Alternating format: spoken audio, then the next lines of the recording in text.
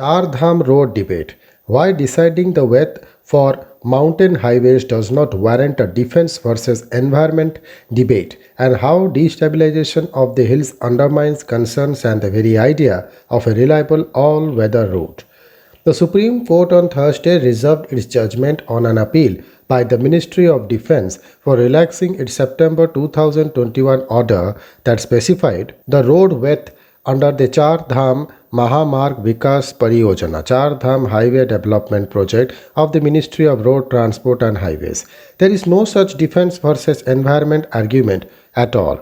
You have to balance both concerns, the court observed. A flagship initiative of the center, the 12,000 crore highway expansion project, was envisaged in 2016 to widen 889 kilometers of hill roads to provide all-weather connectivity in the Char Dham circuit, covering Uttarakhand's four major shrines Badrinath, Kedarnath, Gangotri and Yamunotri in the upper Himalayas. Laying the foundation stone in December 2016, Prime Minister Narendra Modi described the project as a tribute to those who lost their lives during flash floods in the state.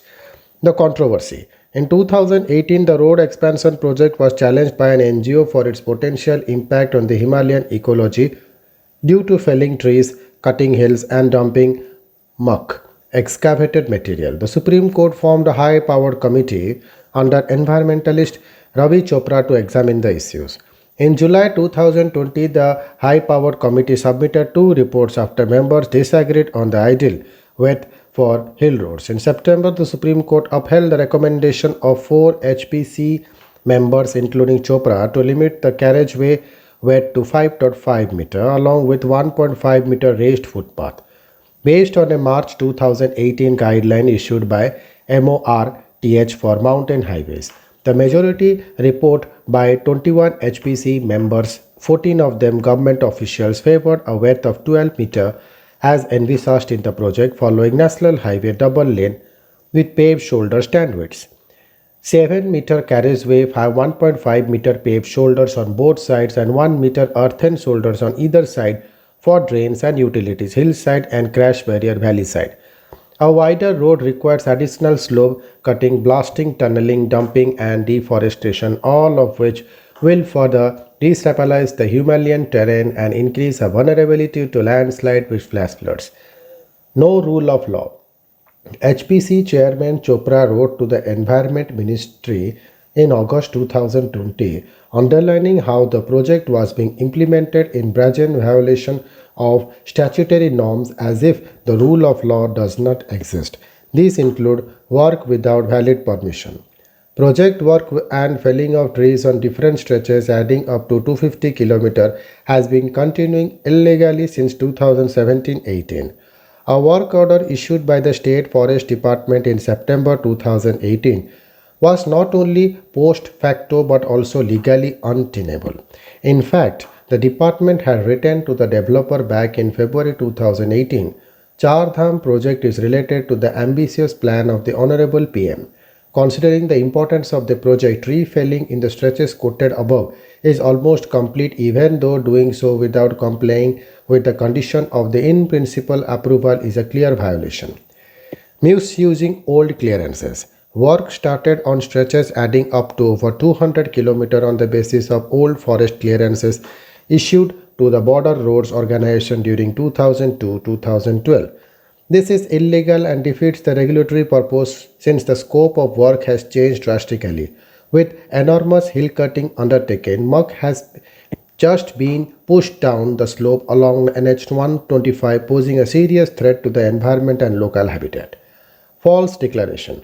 Tree felling, hill cutting, and muck dumping on stretches adding up to 200 km commenced by false declaring that the stretches did not fall in the eco-sensitivity zones of Kedarnath Wildlife Sanctuary, Rajaji National Park, Valley of Flowers National Park.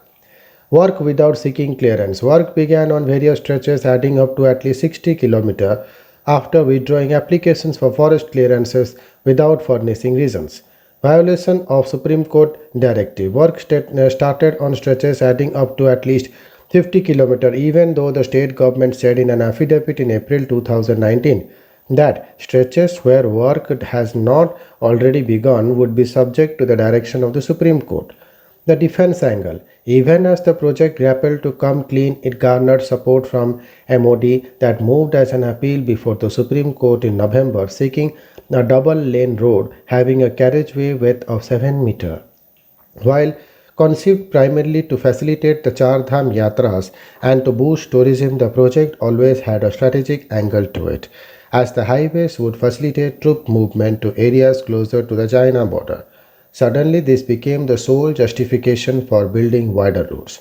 But the MOD went to step further. Its affidavit on January 15 said, unfortunately, notwithstanding the security of the country and the need of the defense forces to resist external aggression.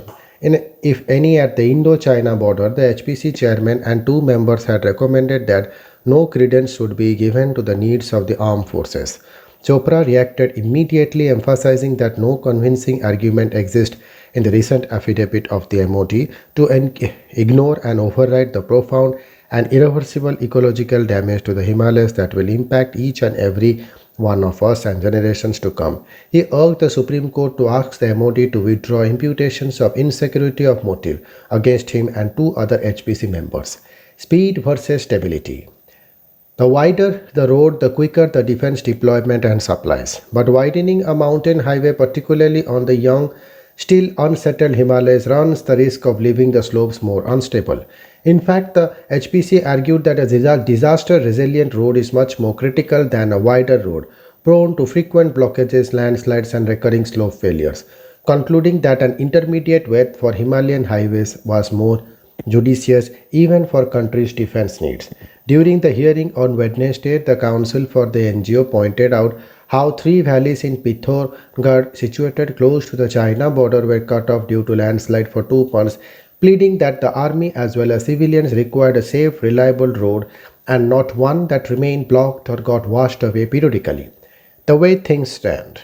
Both parties concluded their arguments on Thursday while the NGO underlined the government's disregard for the September 2020 court order when MORTH unilaterally relaxed its guidelines for hill roads last December. The government furnished a two-page report on the steps taken for landslide mitigation. The judgment is likely to serve as a benchmark for balancing both concerns within the legal framework and draw a not so fine line between vanity projects and strategic imperatives. Thank you.